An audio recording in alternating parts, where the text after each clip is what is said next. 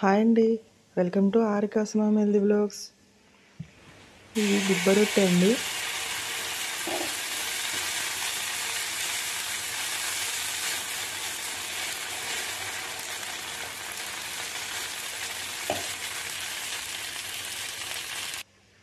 బయట వర్షాలు పడుతున్నాయి కదండి.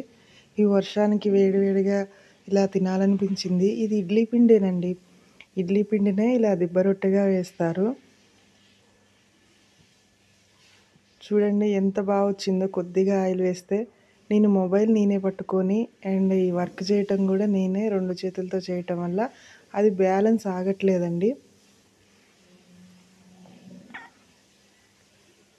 ఈ వర్షంలో వేడివేడిగా ఇలా చేసుకొని తింటే చాలా చాలా బాగుంటుందండి. ఒకసారి ట్రై చేయండి. అండ్ పిల్లలకైతే ఇది ఇడ్లీ పిండే కదా, ఇడ్లీ అంటే ఇష్టపడని పిల్లలు ఉంటారండి.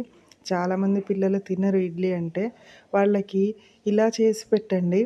చిన్న చిన్న దిబ్బ రొట్టెలు ఇలా చేసి పెడితే చాలా హ్యాపీగా తింటారండి. చాలా బాగుంటుంది.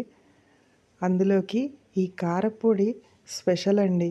బయట 2 డేస్ నుంచి మాకైతే విపరీతమైన వర్షం అండి. అస్సలు తగ్గట్లేదు. కంటిన్యూస్గా వస్తూనే ఉంది.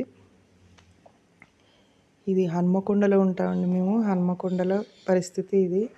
సో ఇప్పుడు నేను ఈ వీడియో తీశాను. ఇప్పుడే మేము వేడివేడిగా ఇలా తిన్నామండి. చాలా బాగున్నాయి. మీరు కూడా ఇలా ట్రై చేయండి ఇడ్లీ పిండితో. చాలా టేస్టీగా ఉన్నాయండి.